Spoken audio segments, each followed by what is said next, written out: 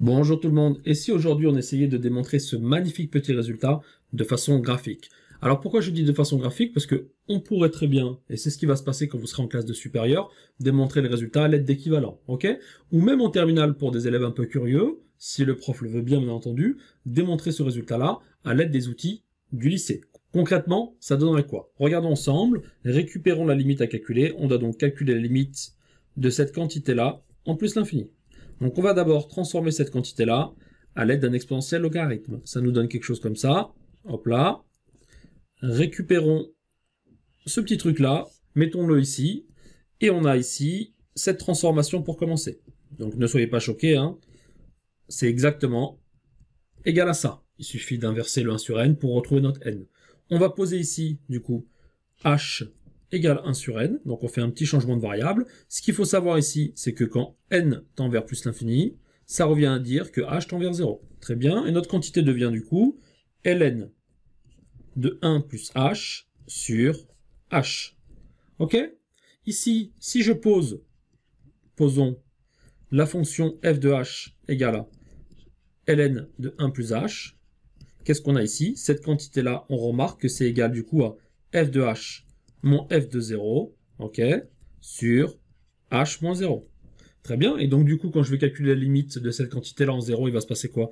On aura ici, limite quand h tend vers 0, de ln de 1 plus h, ok, sur h, c'est donc égal à la limite quand h tend vers 0 de f de h moins f de 0 sur h moins 0, et on retrouve la définition que vous avez croisée en classe de première, c'est-à-dire le taux de variation, et on retrouve ici le nombre dérivé en 0. Ok, donc quelle est la dérivée de la fonction f? Ici c'est ln de 1 plus h, la fonction en jeu, donc c'est u' sur u, ça nous donne 1 sur 1 plus h, et en 0 ça nous donne 1.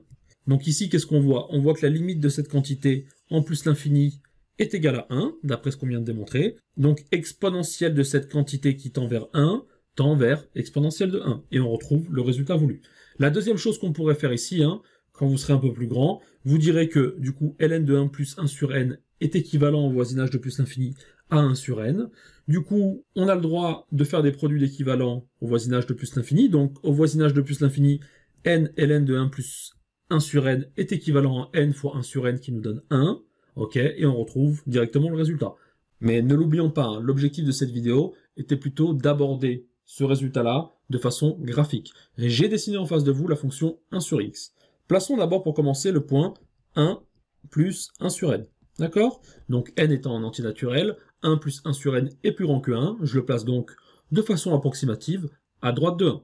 Je vais calculer l'image de ce point par la fonction 1 sur x. Qu'est-ce que j'obtiens? J'obtiens ici n sur n plus 1. Très bien. N sur n plus 1. Donc si vous n'êtes pas aussi rapide que moi pour trouver le résultat, faites-le à la main, tout se passera bien, mettez sous le même dénominateur au dénominateur et multipliez par l'inverse et vous obtenez cette quantité-là. Première question qu'on va se poser ici, à votre avis, ici, quel est l'aire de ce magnifique petit rectangle? Bah c'est simple, hein. Ici on a quoi? On connaît sa base et on connaît sa hauteur, ok? Donc on va avoir ici rectangle rouge, rectangle rouge, rectangle, ok? Donc j'écris en rouge, c'est donc la base, c'est 1 plus 1 sur n moins 1, donc c'est 1 plus 1 sur n moins 1, donc ça c'est la base, fois la hauteur qui vaut n sur n plus 1. Ok, et on obtient 1 sur n plus 1. Très bien. Deuxième chose, quel est à votre avis l'aire de la partie hachurée en bleu ici? Hop là, tac, tac, tac, tac, tac, tac. Alors, la partie hachurée en bleu ici, regardez bien, c'est l'aire sous la courbe. Ok?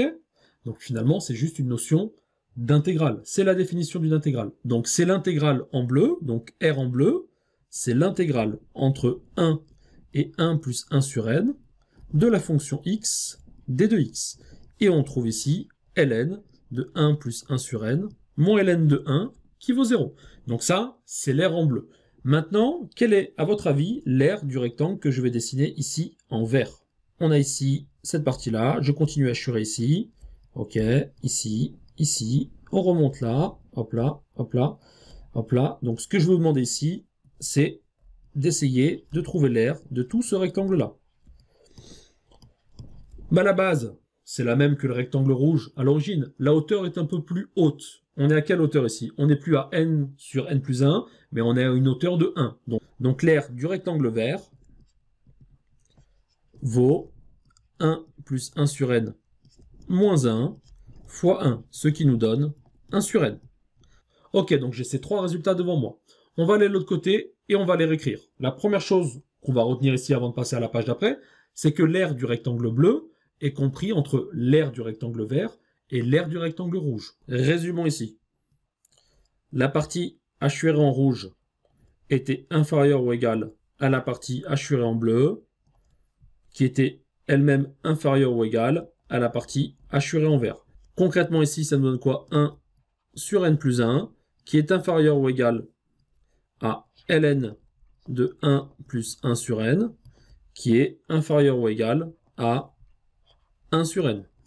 On va multiplier tout le monde par la valeur n, donc n, n, n, et on a ici, concrètement maintenant, n sur 1 plus n, inférieur ou égal à n, ln de 1 plus 1 sur n, inférieur ou égal à 1. On va passer à l'exponentielle maintenant, puisque l'exponentielle est une fonction strictement croissante, elle conserve les ordres, et on a ici exponentielle de n sur 1 plus n, inférieur ou égal à exponentielle de n, ln de 1 plus 1 sur n, qui est inférieur ou égal à e. On va passer maintenant au calcul des limites. Limite, quand n tend vers plus l'infini, d'exponentielle de n sur 1 plus n, inférieur ou égal à la limite, quand n tend vers plus l'infini, d'exponentielle de n ln de 1 plus 1 sur n, inférieur ou égal à e, puisque la limite quand n tend vers l'infini de e est e.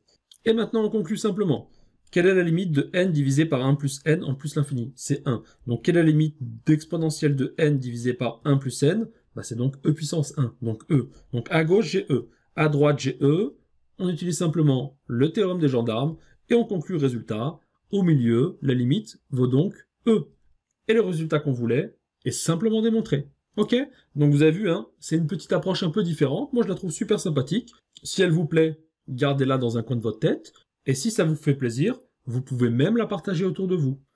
Je vous remercie d'avoir suivi cette vidéo. Je vous dis à bientôt pour d'autres vidéos. D'ici là, portez-vous bien. Bye bye.